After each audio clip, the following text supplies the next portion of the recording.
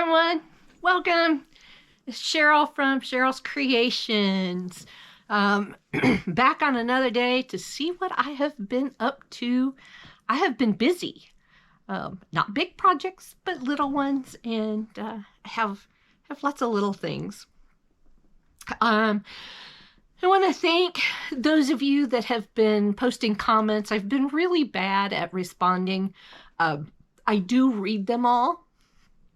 There have been some great suggestions, and I have done some of that. And so I just want to tell you how much I appreciate when you do comment and give feedback. It's really great. Me and my scatterbrainness just sometimes doesn't get back to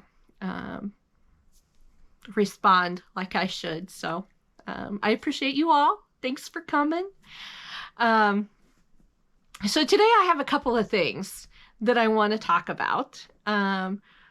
One is ducks, and the other one is, are you a yarn hoarder? So let's talk about ducks first. Kind of gearing up for some of the markets that I've been signing up for. I've got one in, I think it's next weekend, not this weekend, but next weekend. And oh, I forgot to take out a stitch marker. You know how you always get to the end of all your stitch markers and think, where have they gone? It's because you leave them on projects. Anyway, so I've been working on ducks, and I will link the pattern below. It is a no-sew pattern, but you do crochet on the outside of it, and I'll explain that.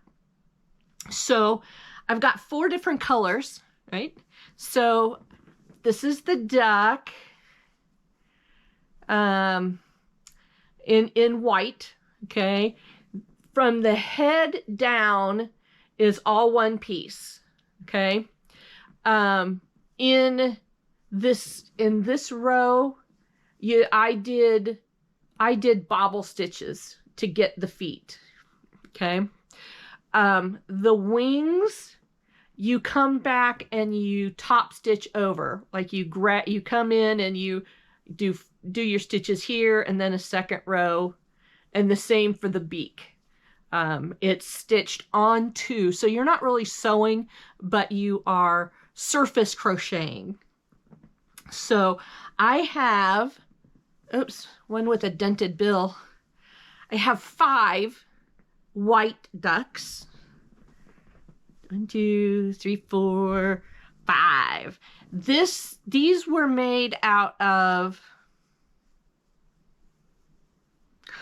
Parfait Chunky, I believe. Feels like it. Feels like Parfait Chunky.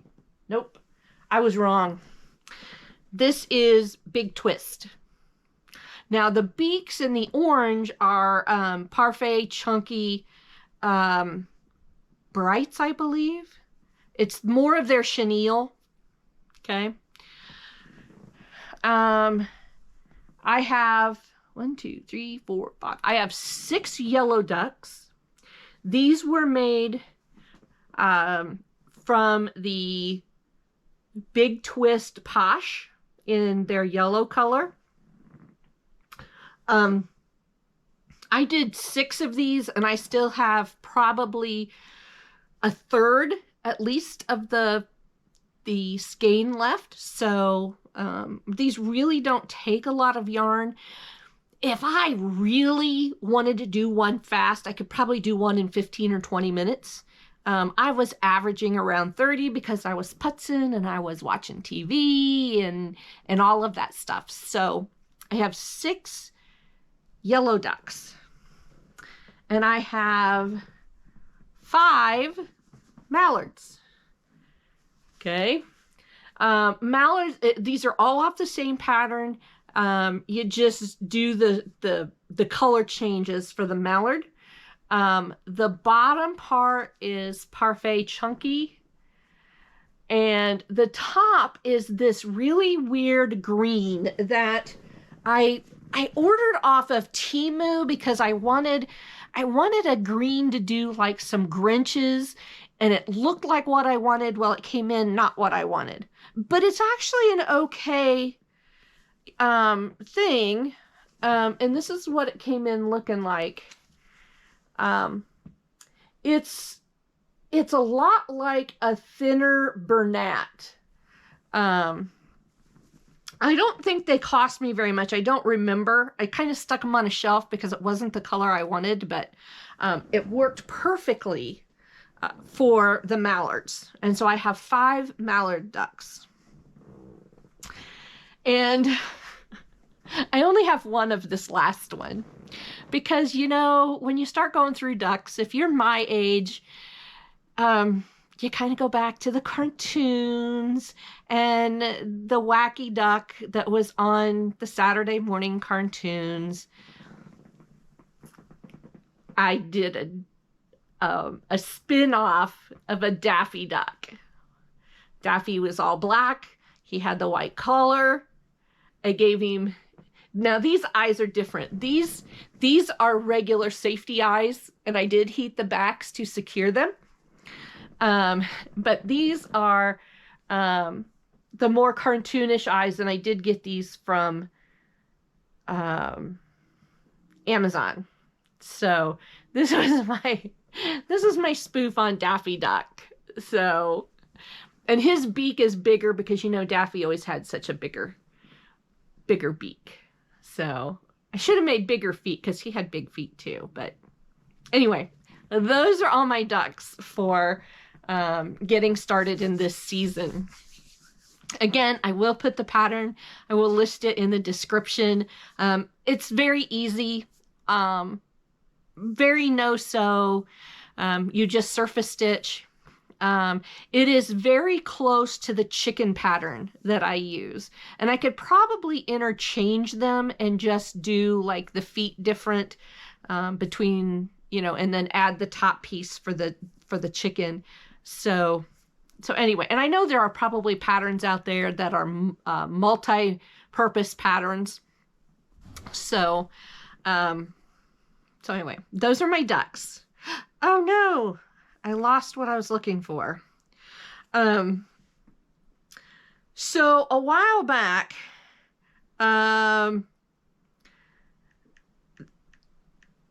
K&K Crochet, C-H-E-T, put out this thing about, oops, that's not what I want. Join, which one of my posts? Is that what I want? I had it all keyed up and then, you know, my phone went black and it disappeared. But anyway, a while back, they had put this thing on their Facebook feed about, are you a yarn hoarder?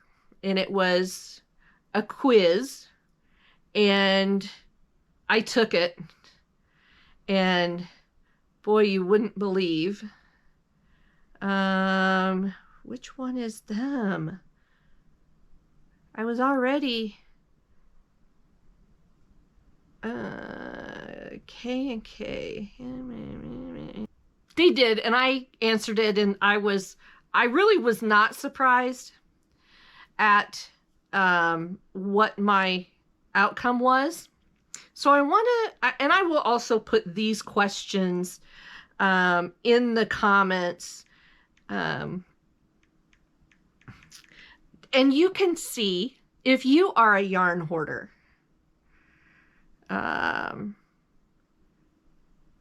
Oops, that didn't get me what I wanted. Yarn hoarding, H-O-A-R-D-I-N-G. Okay, will that get me what I want? Okay, yarn hoarder test. 1 point. Give yourself 1 point for each of these things that you have done. You have yarn stashed anywhere in your home. Yes, I do. Or I did. I have some downstairs. I have some upstairs. I have intentionally left some in the car so that, you know, kind of my husband didn't see him until I got him upstairs. You have 3 or more yarn storage spots in your home. Yes, any open space is fair game for yarn. If you've ever spent more money on yarn than food, yes, on a regular basis. If you have yarn in more than 3 different weights. Yep. Guilty. Secret yarn hidden from a spouse or mate. Yeah, I've done that. Crochet thread you never used. I'm gradually weeding that out. It won't be long until I don't have any crochet thread left, but I do have some. You have more than 3 active works in progress. Yeah, guilty. You have yarn you've forgotten about. Yes, pretty much. At least 6 different colors of yarn. Okay. Have you ever received yarn for birthday or Christmas or as a gift? Yeah. Scrap yarn saved up for later. Yeah. 2 or more distinct scrap yarn stashes. Yeah. I separate my scrap yarn by weight. Unopened yarn from more than 3 years ago. Guilty. Although that stash is pretty small because when I had to move my room from downstairs to upstairs, I did weed out some of the things that I had for a long period of time, but I do have a couple things that I've had for a while. So, mystery yarn with no label. I have a lot of that because I have acquired some from other people. Over 5 storage tubs stuffed full of yarn. If I would put mine in tubs, I would be well over 5 tubs. An organization system only you can understand. Yeah. Me or maybe another yarn hoarder would understand my system, but pretty much, yeah. Excuse me. Spent more time with yarn than family and friends. Yarn is my best friend. Repurpose yarn, like from a thrift store sweater. You know, you bought something as a completed project, took it apart. And I really don't think I've done that. So that's probably the one I've not been guilty of. But I do know people that'll go to yard sales and stuff and buy good products and then unravel them and use the yarn for something else. Expensive yarn you bought but never used. I have had some of that. I think I'm down to a minimum of that. I have a couple of skeins of things that I wanted. They were more hand-dyed, and so I got them and I kept them for a while. And I think I've only got maybe 1 or 2 that I really wanted to keep. So, and they're still in there. I haven't done anything with it. And if you've told someone the yarn just hopped into your cart, oh, I am so guilty of that. When it comes time for the clearance, the Hobby Lobby clearance, you know, I'm cruising through and I've got my cart all stacked up. I almost always take a picture and post it on Facebook and say, oh, look what just hopped into my cart. So I am really guilty of that. So how to grade yourself. If you have over 10 points, then you might have a yarn addiction.